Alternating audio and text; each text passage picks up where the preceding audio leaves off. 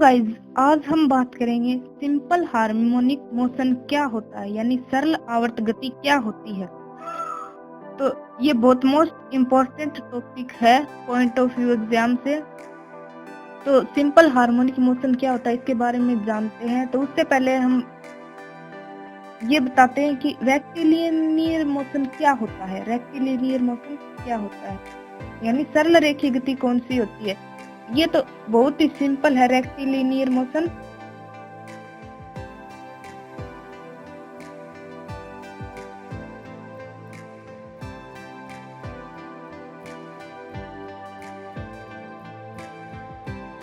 Rectilinear motion यानी सरल रेखीय गति। जब कोई पार्टिकल इस प्रकार मूव कर रहा है, देखिए ये स्ट्रेट लाइन है, ये कोई सरल रेखा है, ये हमने मान लिया ए है, ये है बी, ये ए बी कोई सरल रेखा है। जब कोई पार्टिकल इस पॉइंट से स्टार्ट होके और इस तरफ ऐसे सीधा बिना किसी रुकावट के और इस स्ट्रेट लाइन में गति करता है, तो उस कण की जो गति होती है वो रेक्टिलिनियर मोशन यानी सरल रेखीय गति होती है। तो ये तो थी हमारी रेक्टिलिनियर मोशन। हम बात कर रहे थे सिंपल हार्मोनिक मोशन यानी सरल आवर्त गति क्या होती है। तो आइए पहले उसकी हम डेफिनेशन लिखते हैं, फिर हम इसके बारे में समझाएंगे कि इस प्रकार की गति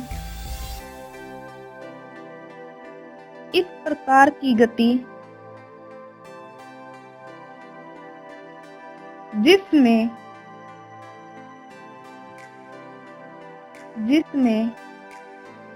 कोई पार्टिकल किसी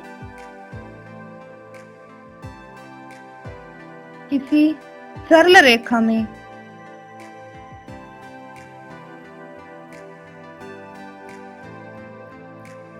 रेखा में इस प्रकार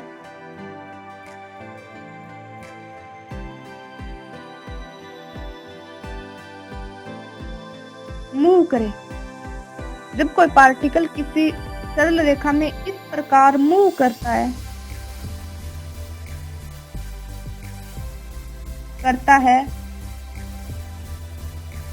इस प्रकार मूव करता है कि उसकी जो गति होती है, इस प्रकार मूव करता है, उसकी जो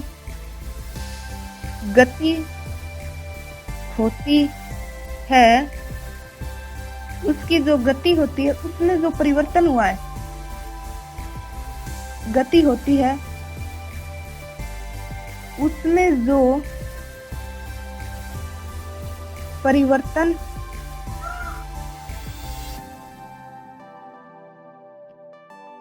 हुआ है, यानी उसका त्वरण किसी फिक्स बिंदु की तरफ होता है। उस लाइन में एक फिक्स पॉइंट होगा, उसकी तरफ जो पार्टिकल होगा उसका त्वरण उस फिक्स बिंदु की तरफ होगा, और जो त्वरण होता है उस फिक्स पॉइंट पर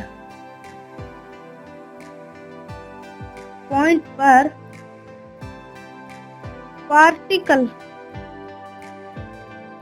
का एक्सेलरेशन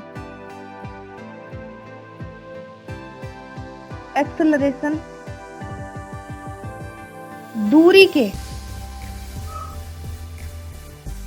के समानुपाती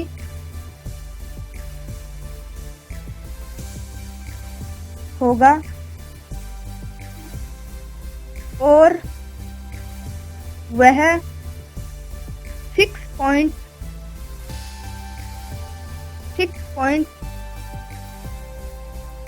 सेंटर ऑफ फोर्स कहलाएगा। तो उस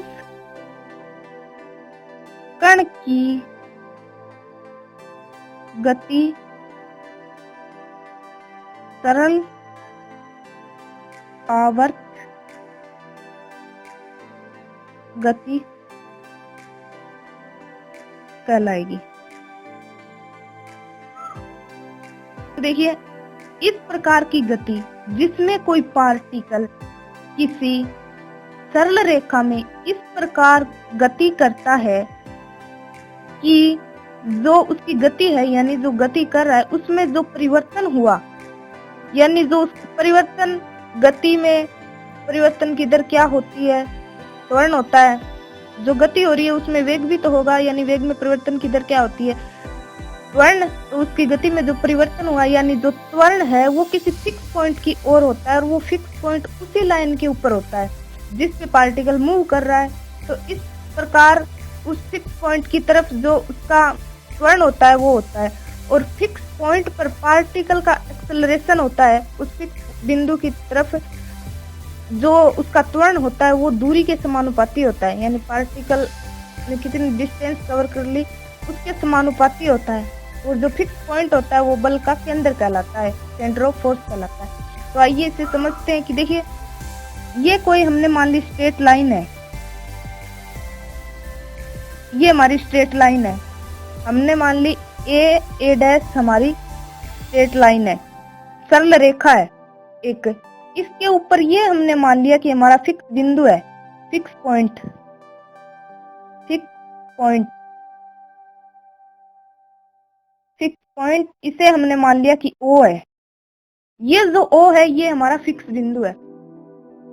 हम मानते हैं कि हमारा जो पार्टिकल है वो A से चलना स्टार्ट करता है, यहाँ से इस तरह मूव करना शुरू करता है। तो इस पॉइंट के ऊपर यहाँ A पर तो वेलोसिटी तो 0 है, क्योंकि यहाँ पे तो अभी कोई डिस्टेंस इसने कवर ही नहीं की। तो इस पे तो जो वेग है वो हमारा 0 होगा, और यानी दूरी हम मान लेते हैं कि यहाँ पे कांस्टेंट है, x है वो यहाँ पे A के ऊपर। अभी x बराबर हमने A ले लिया, अभी दूरी यहाँ पे A पॉइंट के ऊपर दूरी कांस्टेंट के बराबर है। तो इस तरह से ये जो पार्टिकल A से स्टार्ट होके हमने मान लिया कि पॉइंट P के ऊपर पहुंच गया, ये P पॉइंट मानना, ये A से चला और पॉइंट P के ऊपर पहुंच गया। तो ये जो x डिस्टेंस है इसके इस P पॉइंट के और O पॉइंट के बीच की डिस्टेंस x है। तो जो उसकी गति हुई P पॉइंट के ऊपर, तो वो म्यू x। म्यू क्या है, इस फिक्स बिंदु की तरफ इस पार्टिकल का त्वरण है, और x क्या है, दूरी है। तो इस तरह से दूरी के समानुपाती होता है त्वरण। तो ये जो गति होगी ये हमारी सरल आवर्त गति होगी।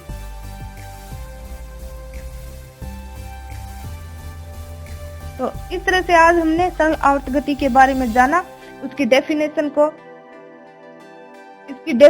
सीखा। तो अगर ये वीडियो पसंद आए तो लाइक, शेयर एंड सब्सक्राइब जरूर करें। अगले वीडियो में हम P पॉइंट के ऊपर कितना वेग इसने कवर किया वो हम निकालेंगे।